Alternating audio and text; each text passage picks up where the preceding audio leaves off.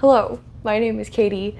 Last year I graduated from Tulane University and moved to a new city for a job in a place I had never even visited. 4 years before that, I had moved across the entire country to start college in a state where I knew not a single soul. These are the books that have helped me immensely through this transition period in my life. If you've just graduated from high school or university, these books are for you.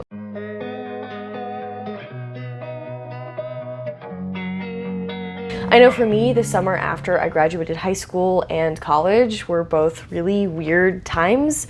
I felt like I should be doing something, but I didn't know what I should be doing. I was kind of stuck in this weird place between the nostalgia of the past and being scared to leave for something new, and also wanting to jump ahead to the future and be in my new life. These books are really great for grounding you in the present and helping you to process and plan. These books also make really great gifts, so keep an eye out for your loved ones.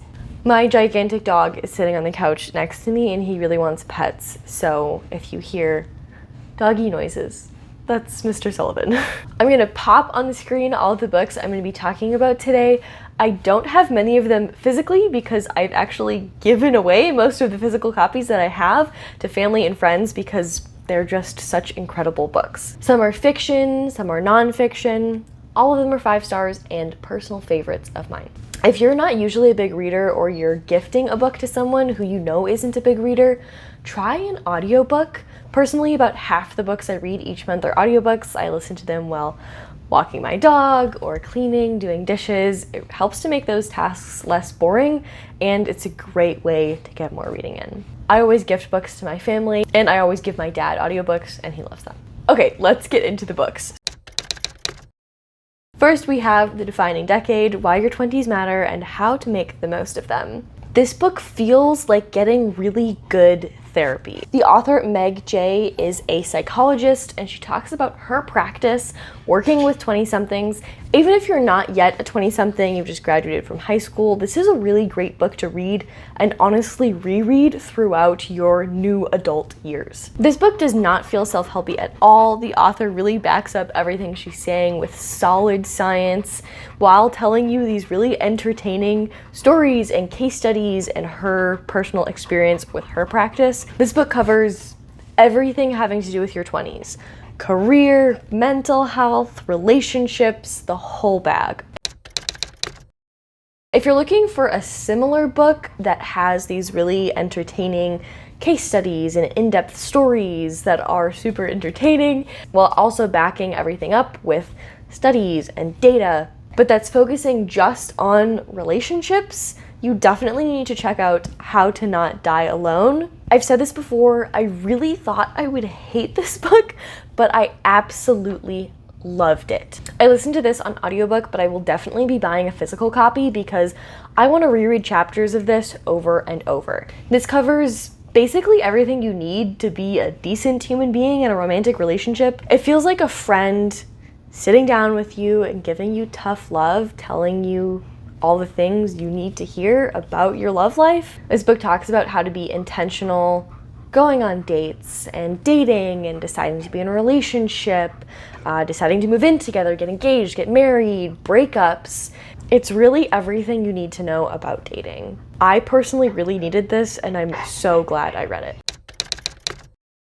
Okay, now let's shift to some fiction with normal people. Still on the relationship topic, this book follows 2 main characters and their relationship through high school into college, and kind of follows their individual lives and how they keep connecting with each other and drifting away from each other. It's an incredibly intimate look at what a relationship between 2 flawed people looks like. Both of these characters crave intimacy and belonging, and both of them experience what it's like to both have that intimacy and belonging and to be without it. If you want to follow a story of people in a similar period of life that you're in now, I highly, highly recommend this one. Our characters make mistakes and live real lives. It's an incredible read.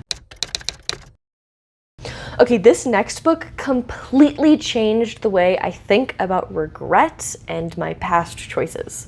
And it is The Midnight Library by Matt Haig. This book does talk about suicide, so content warning for that. I actually don't want to tell you too much about this because I think this book is best enjoyed completely spoiler free, just diving into the world. But basically our main character ends up in this place where she's able to see what her life would have looked like if she had made different choices. She's able to go back and look at, if I had made a different decision here, what would have happened? If I changed this decision, how does that affect the rest of my life? I did guess the ending, and it did not take away from my enjoyment of this book at all. I had a full-on mental rewiring because of this book. It completely changed the way that I think about regret and my past, and I'll recommend this book to anyone, but especially to people who are in this transitional period where it feels like the choices that you're making are shutting off paths and closing down doors to lives that you could lead, and that's a really scary process, and this book makes it a lot less scary. I can't recommend it enough. Another book about choosing your path in life is The Alchemist. I've read this book 3 times now, and every time I read it, I was in one of these transitional periods in my life, and every single time it gave me what I needed. This is an allegory following a boy who is trying to follow and find his personal legend. We've got treasure, we've got travel, we've got love, alchemy, sheep. What more could you want? Seriously, I love this book. If you're feeling lost, this is a perfect one to help you find your right path.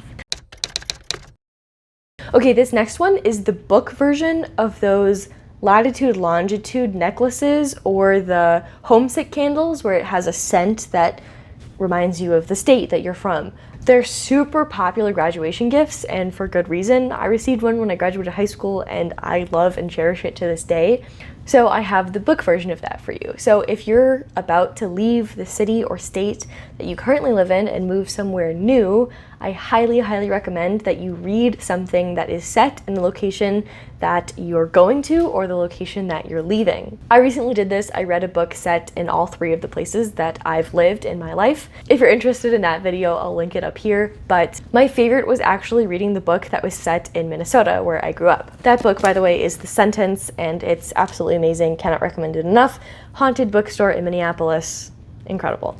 The experience of reading something that is set in a location that you know is such a different process. It feels like you're having a conversation with the characters and with the author when you know the streets they're walking down and the lakes they're swimming in and the people they're talking about. I think everyone should experience that. And it really helped me to reconnect with my home when I'm in a time and a space where it's not so easy for me to go back home. It's also a great way to get to know a new place that you're moving to, especially if you're going on a road trip. Pick up an audiobook that's set in the place that you're driving to. That's what I did when I was moving to North Carolina. I was reading Where the Crawdads Sing, and I loved getting to know the marsh and the landscape of the place that I was going to. It's just a great way to get to know a little bit about a new location without even leaving your couch. If you're going into the startup scene, Silicon Valley, really I think everyone should read this book, but especially if you're going into that entrepreneurship space, Brotopia is an absolutely amazing book. Honestly, this is what Lean In should have been. This book's tagline is breaking up the boys club of Silicon Valley. It goes really in depth into the gender gap in Silicon Valley and startups in general. It talks about how we got here and what we can do to change that, both individually and systemically. I love this book. I think everyone should read it to understand why we have this problem in the first place. Bonus book, if you're already in the workforce but you're feeling really burnt out, There's No Such Thing as an Easy Job is an incredibly atmospheric book. Our main character has burnt out of her old job and now she is bouncing around to all of these jobs. She's asked the recruiter for an easy job that she won't get emotionally invested in and attached to, so she won't burn out again.